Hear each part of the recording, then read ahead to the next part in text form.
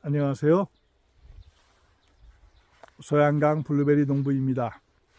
요즘 농장에서 하는 일은 꽃눈을 조절해주는 그러한 일을 하고 있습니다. 아직은 블루베리 꽃이 피지 않았지만은 이제 거의 피기 직전의 상태입니다. 이제 더 이상 꽃샘추위가 없을 것으로 판단해서 각각의 결과지에 있는 꽃눈을 잘라내고 있습니다. 그래서 하나의 결과지에는 꽃눈을 2개, 3개, 4개 이렇게 결과지의 상태를 보면서 꽃눈을 붙이고 떼어내고 하고 있습니다. 이렇게 일을 하는데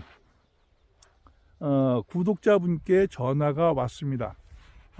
본인도 블루베리를 재배하고 디우크라는 품종도 같이 키운다고 합니다. 그리고 그 본인이 있는 그 동네에도 많은 농가가 블루베리를 재배하고 있는데 유독 매년 본인의 농가에만 냉해가 발생한다라고 하면서 왜 그런지 그 이유에 대해서 설명을 해달라고 합니다. 주변과 같은 지역에서 농사를 짓고 있는데 왜 내 농장에만 지속적으로 냉해가 발생할까 하는 것은 모든 농법이 같다는 조건 하에서 제가 제시할 수 있는 것은 그 농장의 어떤 지형적인 특성에 의해서 그런 것이 아닌가 저는 이렇게 생각합니다. 그러면 지형적인 특성과 냉해 또는 동해와 어떤 관계가 있냐? 이것은 공기의 흐름과 밀접한 관계가 있습니다. 예를 들어서 포켓형 지형, 즉 쭉 들어와 가지고 공기의 흐름이 없는 그런 지형을 우리는 포켓 에리어라고 하는데 안개가 끼어서 머무는 그러한 지형에다가 작물을 심을 경우 유독 동해 및 냉해에 취약할 수밖에 없습니다. 우리 농장처럼 이렇게 산자락 아래에다가 농원을 조성해서 재배를 할 경우 이 공기가 계속 흘러가는데 이 포켓 에리어라는 그와 같은 형태, 즉 안개가 머무는 그러한 곳에다가 농장을 조성하고 작물을 심게 되면은 거기는 결국 공기의 흐름이 없다는 것이죠. 그러니까 그러한 곳은 동해 및 냉해가 더 취약하다는 얘기입니다. 실례로 금년도 3월은 그 어느 해보다도 따뜻한 3월이라고 합니다. 예년보다도 이 농작물 같은 경우 약 한 1주에서 2주 정도 빠르게 진행될 만큼 따뜻한 3월이었는데 3월이 지나고 이제 4월이 되면서 갑자기 꽃샘추위가 와서 이 과수의 꽃들이 많이 망가졌다는 이야기가 들리기 시작합니다. 아마 그분도 그러한 경우가 아닌가 저는 이렇게 생각하는데, 그러면 왜 인접해 있는 다른 농가는 관계없는데 내 농가에만 이런 냉해가 발생하느냐?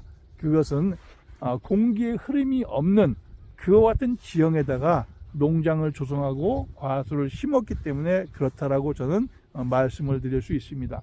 3월 말 4월 초 이때는 사실 밤에는 영하의 날씨로 기온이 떨어지게 되는데, 이 밤에 영하의 날씨로 기온이 떨어지면 이 지표면에 있던 수증기가 얼어서 이와 같은 새순이나 꽃에 닿으면서 얼어서 동해에 있게 되는데, 이제 그러한 곳이 바로 포켓 에리어 지형, 즉 공기가 머무는 곳에서 더 많이 발생합니다. 저처럼 이렇게 산비탈에다가 농장을 조성해 놨다면은 이 공기가 지속적으로 흘러내리고 올라가고 하기 때문에, 따라서 이제 이런 곳에서는 거의 지형적으로는 동해나 냉해의 발생을 예방할 수 있습니다.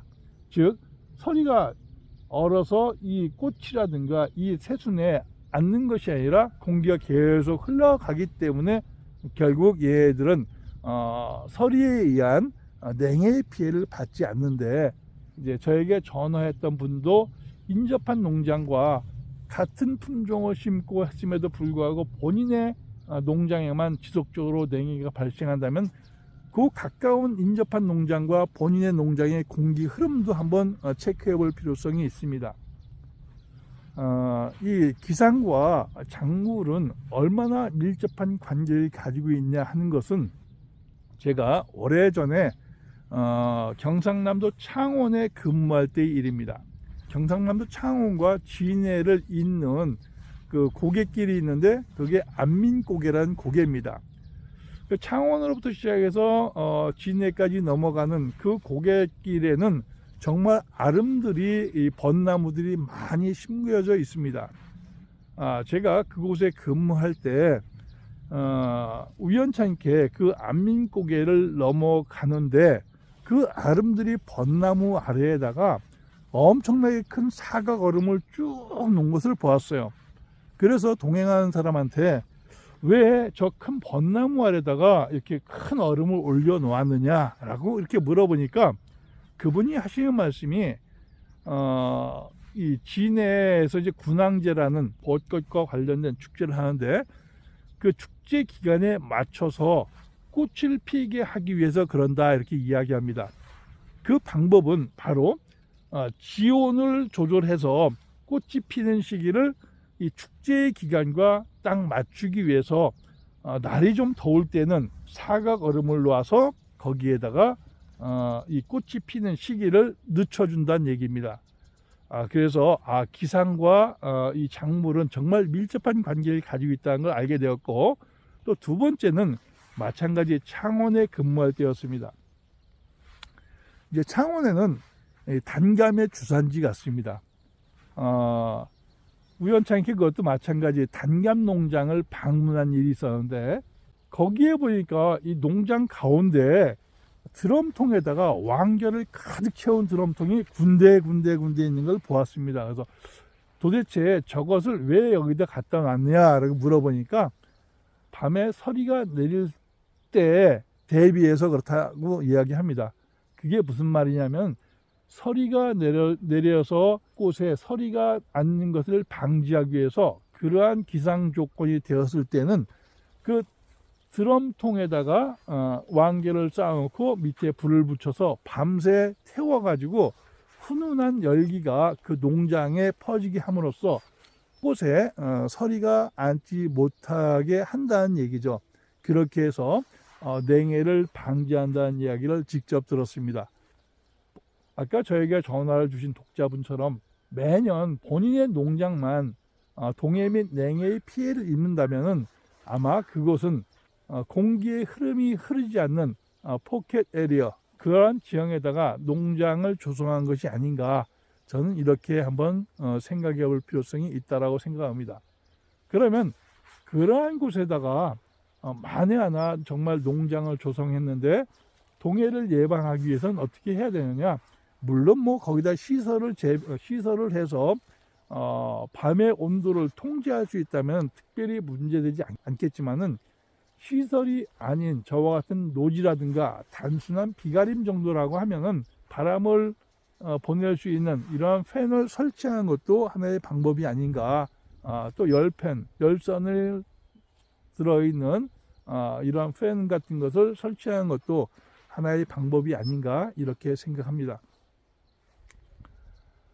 저는 뭐 블루베리 재배와 귀농 귀촌과 관련된 다양한 정보를 영상으로 촬영해서 유튜브에 올리고 있습니다.